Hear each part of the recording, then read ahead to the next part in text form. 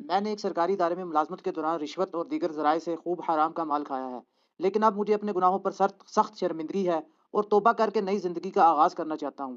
لیکن مسئلہ یہ ہے کہ حرام مال کھانے کے گناہ کبیرہ سے توبہ کا طریقہ کیا ہوگا؟ دیکھیں یہ بہت بڑی آزمائش ہے میرے لیے بھی اس سوال کو ایڈریس کرنا۔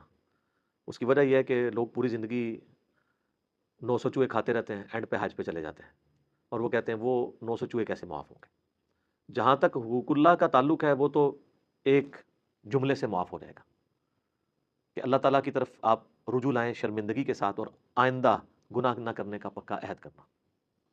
حقوق العباد کا معاملہ بہت ٹف ہے، اور یہ جو مسئلہ پوچھ رہے ہیں یہ حقوق العباد کا ہے، یہ حقوق اللہ کا نہیں ہے۔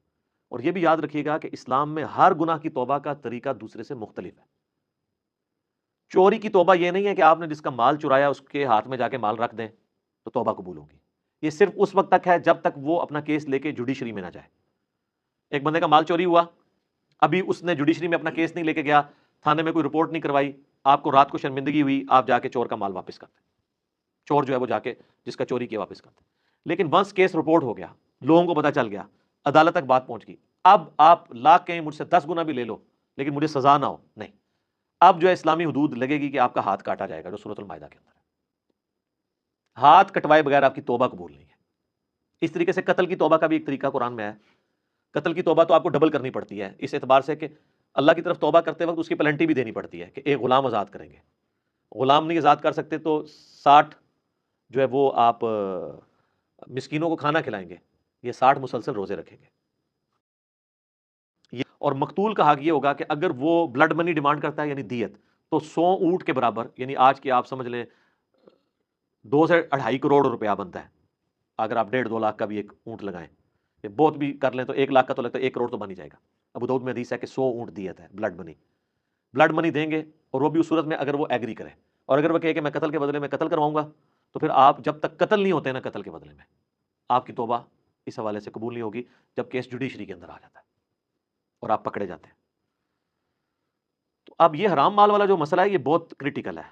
اس میں اگر کوئی یعنی ایک سرکاری ادارے میں ایکس وائی زی کوئی بھی ادارہ ہو سکتا ہے، اس کے اندر ملازمت اختیار کی ہوئی ہے، چاہے جائز کام کرنے کے لیے چاہے ناجائز کام کرنے کے لیے، دونوں صورتوں میں اگر وہ کسی سے رشوت لیتا ہے تو ظاہر ہے وہ حرام کا مال کھا رہا ہے، کیونکہ وہ اس پوسٹ پہ جو بیٹھا ہے اس کام کرنے کی آلریڈی وہ تنخواہ لے رہا ہے، اب ایکسٹرا جو پیسے لے گا وہ حرام ہوں گے۔ بخاری اور مسلم دونوں میں حدیث ہے کہ نبی علیہ السلام نے عاملین زکوٰۃ مقرر کیے ہوئے تھے جو جا کے زکوٰۃ کلیکٹ کرتے تھے لوگوں سے، بھیڑ بکریوں کی زکوٰۃ۔ اب جب لوگوں سے وہ کلیکٹ کرتے تھے تو لوگ ان کو بیت المال کے لیے زکوٰۃ کی بھیڑ بکریاں بھی دیتے تھے، ساتھ ایک آدھ بکری کسی کو گفٹ دے دی۔ اب جب وہ آ کے نبی علیہ السلام کے پاس بیت المال میں زکوٰۃ جمع کرواتے تھے تو کہتے تھے یہ تو وہ ہے جو ہم نے زکوٰۃ کلیکٹ کیا اور یہ مجھے گفٹ ملا ہے۔ تو نبی علیہ السلام فرماتے تھے کہ جاؤ اپنے ماں باپ کی گود میں جا کے بیٹھو، میں دیکھتا ہوں تمہیں وہاں پہ کون گفٹ دیتا ہے، تمہیں اس پوسٹ کی وجہ سے گفٹ ملا، یہ بھی بیت المال میں آئے گا۔ یہ ایک جنرل حدیث ہے جو سب کو کور کرتی ہے کہ جس شخص کو سرکاری پوسٹ کی وجہ سے کوئی گفٹ بھی ملا ہے وہ حکومت کے خزانے میں جمع کروائے گا، کیونکہ اگر وہ اس پوسٹ پہ نہ ہوتا اس کو کوئی گفٹ نہ دیتا۔ اگر کوئی فوڈ انسپیکٹر نہ ہو تو کس نے اس کے گھر جا کے جو ہے وہ اتنے کلو مرغی اور اتنے کلو قیمہ جا کے دینا ہے؟ ہمیں تو نہیں کوئی آ کے دیتا، نہیں بھی نہ میرا کو لے کے پہنچ جاؤ میرے گھر۔ ویسے میں کہہ رہا ہوں کہ اس پوسٹ کی وجہ سے دے رہے ہیں نا، یا علماء کو جو مل رہا ہے ان کی پوسٹ کی وجہ سے مل رہا ہوتا ہے نا۔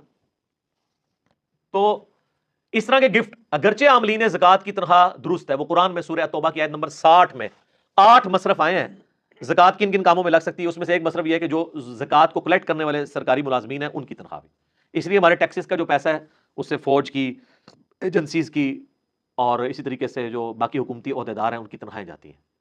اب وہ اپنا کام کرنے کا ایکسٹرا پیسہ لوگوں سے لینا شروع کر دیں، جس طرح کسی زمانے میں ہمیں یاد ہے کہ شناختی کارڈ جب یہ نادرہ نہیں تھی، اللہ بھلا کرے پاکستان میں ایک ادارہ ایسا ہے جس پہ ہم فخر کر سکتے ہیں پرسنلی، انہوں نے آ کے کم از کم کسی ایک کام کو تو سٹریم لائن کیا ہے نا۔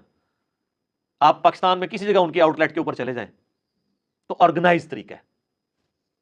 نادرہ جب تک نہیں تھی نا، اور آپ کو اپنے تھانے کچہریوں سے شناختی کارڈ وہ ہاتھ کا لکھا ہوا، ہمارا تو پرانا وہی تھا 19 آپ سمجھ لیں آلموسٹ 98-99 کے اندر ہم نے جا کے وہ بنوایا تھا۔ تو اس شناختی کارڈ کو بنوانے کے لیے یا آپ کو اپنے صوبے کا ڈومیسائل نکلوانے کے لیے اپنے جائز حق کے لیے رشوت دینی پڑتی تھی، چیز آپ کی ہے آپ پیسے دے کے نکلوائیں گے۔ یہ پاکستانی شہری کا حق ہے کہ اس کو شناختی کارڈ دیا جائے جس کا آلریڈی بے فارم آپ کے پاس موجود ہے کہ یہاں پہ پیدا ہوا ہے فلاں سن کو، اس کے ماں باپ یہاں کے شہری ہیں، یہ حکومت کا کام ہے کہ اس کو شناختی کارڈ دے۔ اس کے لیے آپ کو، اور وہ اگر نہ ہو تو آپ کو کالجز کے اندر ایڈمیشن نہیں ملتا، آپ تو خیر بینک میں اکاؤنٹ بھی نہیں کھلتا اگر آپ کے پاس شناختی کارڈ نہ ہو۔ تو رشوت دینی پڑتی تھی. اب تو چلے فیس دے کے کام ہو جاتا ہے. اپنے جائز کاموں کے لیے. تو اب جو لوگ وہاں پہ بیٹھ کے رشوت کھا رہے ہیں وہ تو بیٹھے اس لیے کہ لوگوں کے ڈومیسائل بنائے یا اس زمانے میں شناختی کارڈ بنائے. وہ رشوت کس چیز کی لے رہے ہیں؟ اگرچہ وہ جائز کام کے اوپر پیسے لے رہے ہیں لیکن ان کا پیسے لینا حرام ہے. یہ جو حدیث ہے نا یہ صحیح حدیث ہے کہ رشوت دینے والا اور لینے والا دونوں جہنمی ہے. اس صورت میں جب جو دونوں رضا کے ساتھ یہ کام کریں. جو مجبور بندہ ہے نا کہ جس نے اپنا حق لینا ہے اور اس کو مجبوراً رشوت دینی پڑتی ہے, پھر صرف لینے والا دوست کی یا رشوت دینے والا دوست کی نہیں ہوگا, اس کے گناہ کا وبال بھی وہی اٹھائے گا کیونکہ اس نے تو اپنا کام لینا ہے. اس کے پاس تو سنوائی کوئی نہیں ہے, کہاں جائے وہ, کس کے ساتھ جا کے وہ سر پھاڑے اور لڑے جا کے. تو اس طرح کے سارے کاموں میں لوگ رشوتیں لیتے ہیں. اسی طریقے سے آپ پولیس میں خدا نخواستہ آپ کو کبھی کوئی کام پڑ جائے تو آپ کو یعنی اپنے جائز ڈاکومنٹس نکلوانے کے لیے وہاں پہ رشوت دینی پڑ جاتی ہے. اللہ ماشاءاللہ لوگ اچھے لوگ بھی موجود ہیں.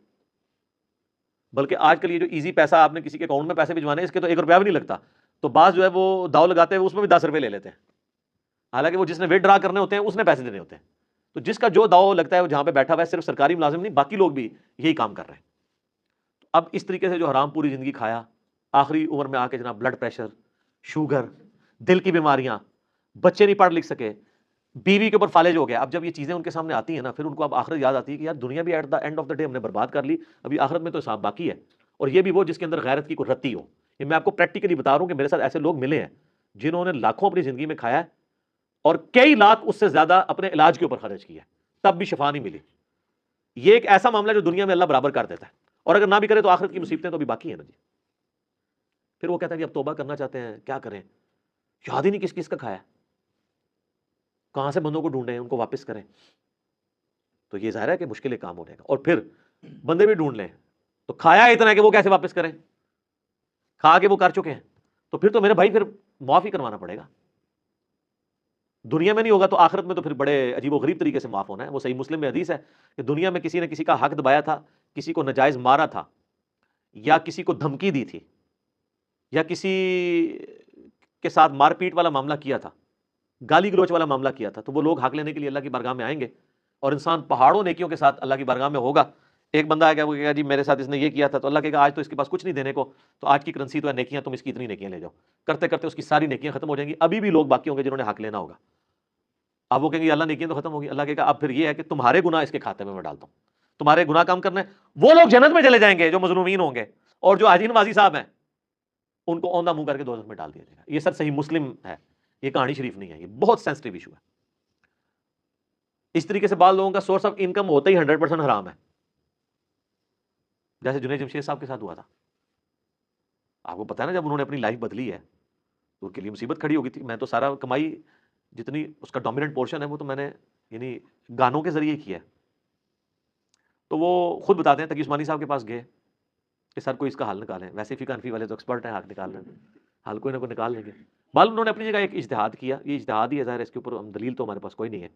اپنے اینڈ پہ جو انہوں نے کوشش کی, انہوں نے کہا کہ ٹھیک ہے تم اپنے ظاہر ہے تمہارے پاس تو اب یہی مال ہے نا جس سے تم آگے کام کر سکتے ہو, تو اسی آرام کے مال سے کوئی کاروبار کرو, اور جب اس سے کاروبار سے جو تمہیں نفع حاصل ہو اس نفع کو سائڈ پہ رکھتے جاؤ, جوڑتے جاؤ, اور جب وہ راس المال کے برابر ہو جائے, جو تم نے اکویٹی جہاں پہ انویسٹ کر کے جو یعنی مثلا 1 کروڑ روپے کی انویسٹمنٹ کی تھی, تو وہ منافع جب 1 کروڑ ہو جائے نا تو وہ 1 کروڑ روپیہ تم اللہ کی راہ میں صدقہ کر دو,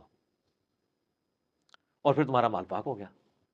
لیکن سٹارٹ تو اس سے لیا ہوا تھا نا. یہ اتنا خطرناک مسئلہ ہے, میرے پاس خیر اس کا کوئی سولوشن اس کے سوا ہے بھی نہیں, لیکن اس سے اگر کوئی یہ پلی لینا شروع کر دے کہ وہ اسمگلنگ کر کے یا کسی اور طریقے سے, کہتے ہیں نا پہلا کروڑ بنانا ہی مشکل ہوتا ہے, اگلے کروڑ سے آ جانے.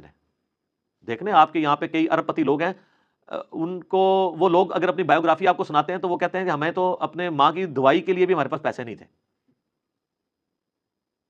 آج وہ جناب خربوں کے مالک ہیں.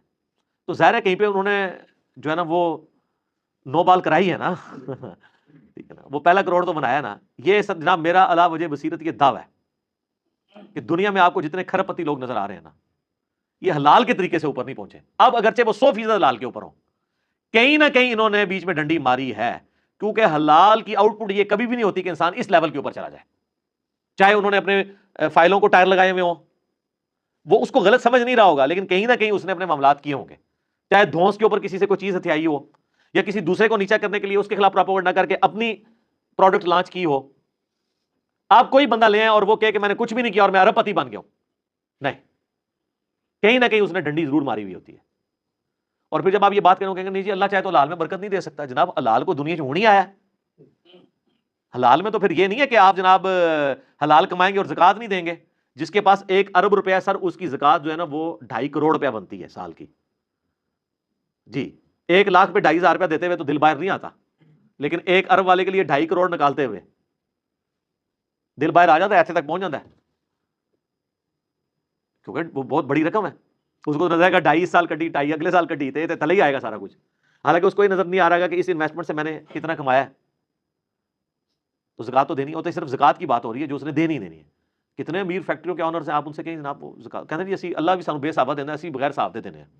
جو لوگ آپ کو یہ کہہ رہے ہیں نا ہم بغیر حساب کے دے رہے ہیں, وہ اپنے آپ کو دھوکہ دے رہے ہیں. وہ حساب اس لیے نہیں کرتے کہ ان کی اگر زکوٰۃ 2.5 کروڑ بننی ہے نا تو وہ 2.5 لاکھ روپے دے رہے ہوتے ہیں. ان کو پتہ ہے حساب کیا تو پھنس جائیں گے, تو انہوں نے اپنے آپ کے نا جیسے کبوتر نے آنکھیں بند کر لی ہوتی ہیں کہ بلی غائب ہو جائے, وہ یہ کرنا چاہ رہے ہوتے ہیں, اس بٹر فیکٹ سے بھاگنا چاہ رہے ہوتے ہیں.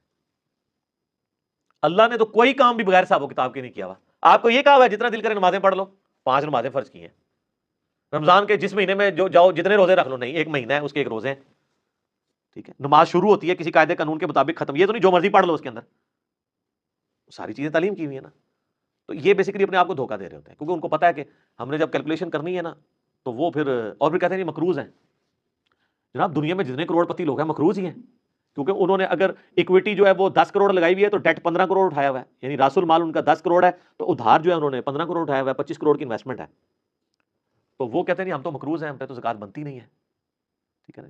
ان سے پوچھا نہیں کتنے مقروض, کہتے ہیں 15 کروڑ کے مقروض ہیں. تو انویسٹمنٹ کتنی ہے, وہ کہتے ہیں 10 کروڑ کی. تو کہتے ہیں آپ نکالیں 15 میں سے 10 تو 5 کروڑ تو ہم نے دینا ہے. حساب کرنا ہی بھول جاتے ہیں. جناب انویسٹمنٹ 10 کروڑ کی نہیں ہے, 25 کروڑ کی ہے. 25 کروڑ میں سے آپ نے 15 کروڑ نکالنا ہے اپنے ادھار والا, تو 10 کروڑ کی آپ نے زکوٰۃ دینی ہے. کیونکہ انویسٹمنٹ انہوں نے راس المال اپنی اکویٹی 10 کروڑ لگائی, 15 کروڑ اٹھایا ڈیٹ ادھار, ٹوٹل کتنا ہو گیا 25. تو 25 کروڑ میں سے 15 کروڑ مائنس ہوگا نا, چھڑے اپنے 10 میں سے 15 نکال دیں گے, الٹا پھر آپ کو اللہ سے مانگنے پڑ دیں گے. ظاہر ہے کہ یا اللہ تم اور کچھ دے, میں نے زکوٰۃ نہیں دینی. تو اتنے بولے بنے حساب کتاب کرنا بھی بھول جاتے ہیں. وہ 10 کروڑ کی تو آپ زکوٰۃ دیں گے. آپ نے جو میڈیکل اسٹور کے اندر اگر کروڑوں کی دوائی رکھی ہوئی ہے, کروڑوں کا کپڑا رکھا ہوا ہے, تو وہ جو کپڑا ہے نا وہ کہتا ہے پیسہ تمہارے پاس ہے ہی نہیں, یہ کپڑا ہی پڑا ہوا ہے, تو کپڑا بیچ کے آپ کو پیسہ ملنا ہے نا. کئی عورتیں وہ کہتی ہیں نہیں ہمارے پاس سونا ہے, ہماری تو کمائی کوئی نہیں ہے. تو سر سونا توڑوا کے اس میں سے زکوٰۃ دینی ہے نا آپ نے, 7.5 تولے سے زیادہ نہیں جوڑنا نا. جوڑنا ہے تو اس کے اوپر آپ نے اللہ تعالیٰ نے جو آفیشیل آپ کے اوپر رکھا ہوا ہے زکوٰۃ والا معاملہ وہ آپ نے کرنا ہے.